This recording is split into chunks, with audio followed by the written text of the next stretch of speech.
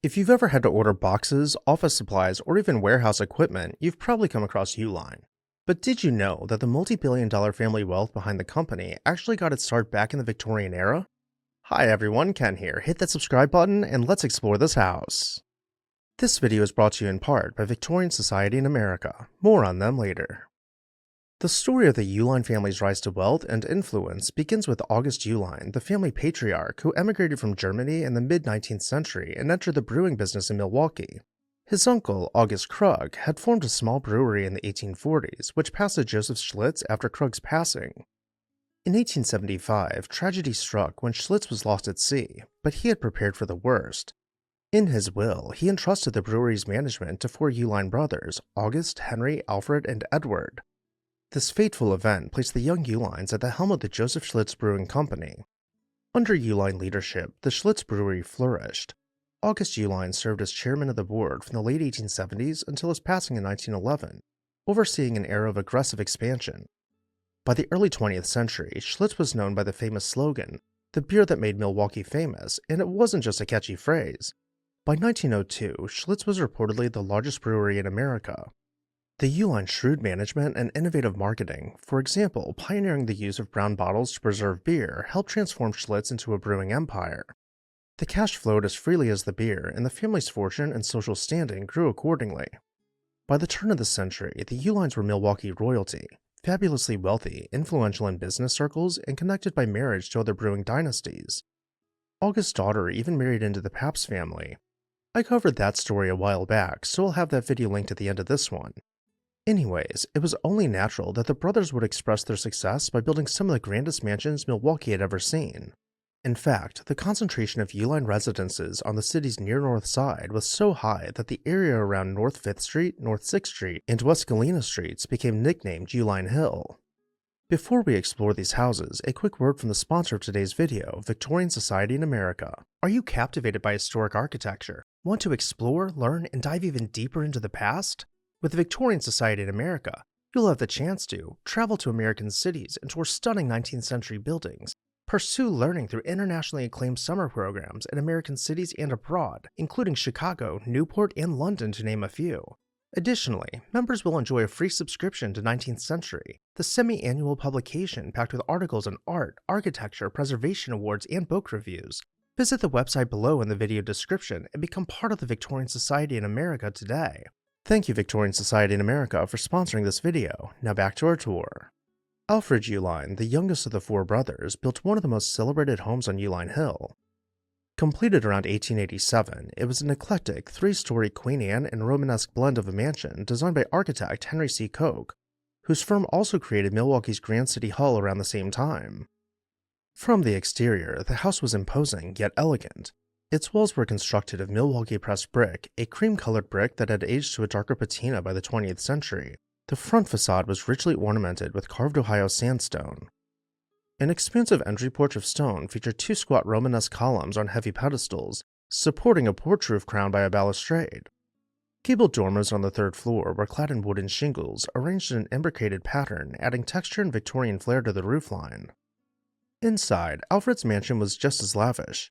The front entrance opened into a small vestibule and then a grand foyer where guests were greeted by a handsome main staircase with carved wood and decorative railings. Stained glass transom windows filtered colored light into the foyer and adjacent rooms. High ceilings, deep crown moldings, and at least 3 ornate fireplaces graced the main floor.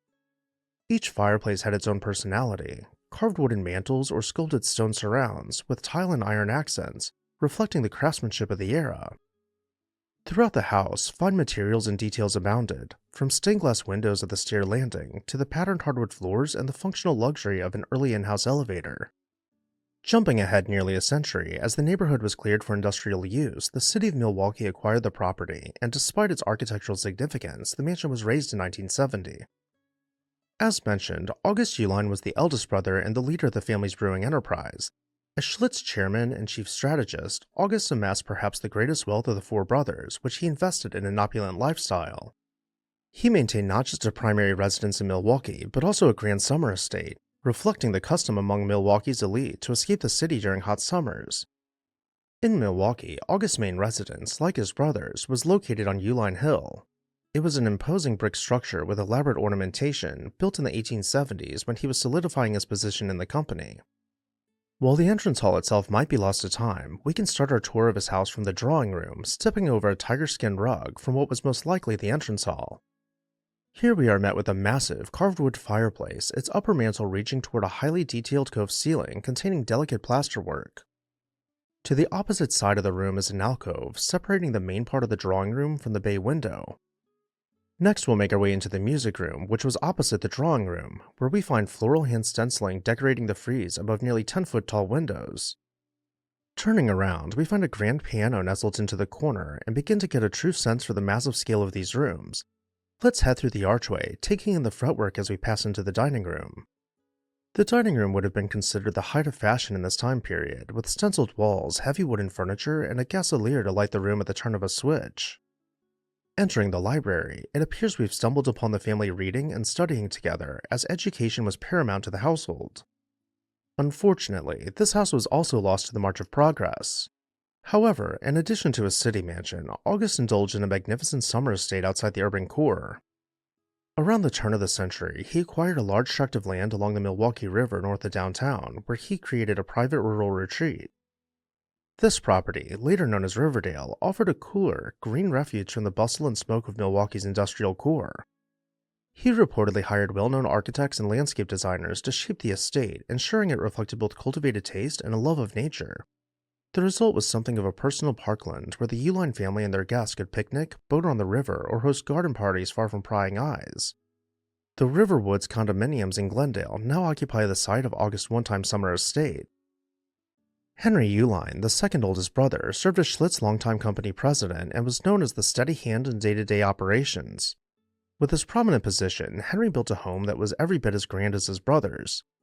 The house sported dual porches, a front porch in carved stone, and a rear porch of delicate wood spindlework, blending solidity and elegance.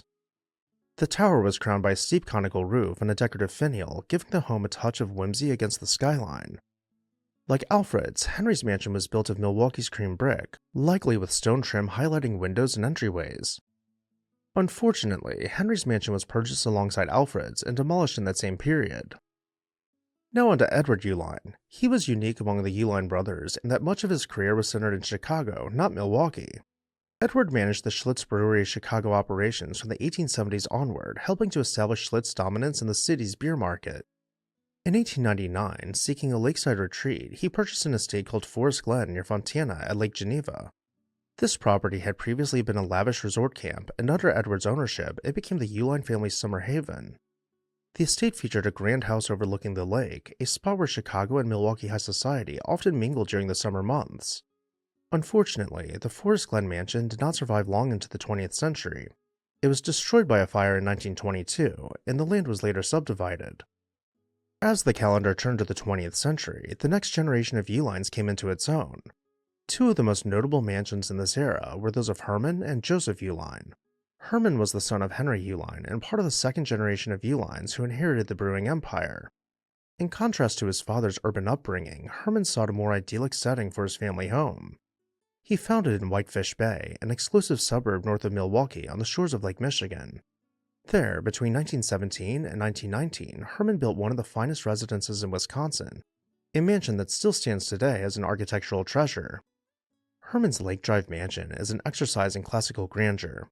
Designed by the Milwaukee architectural firm Kirkhoff and Rose, the house is a symphony of Beaux-Arts and Renaissance Revival style executed in creamy Indiana limestone.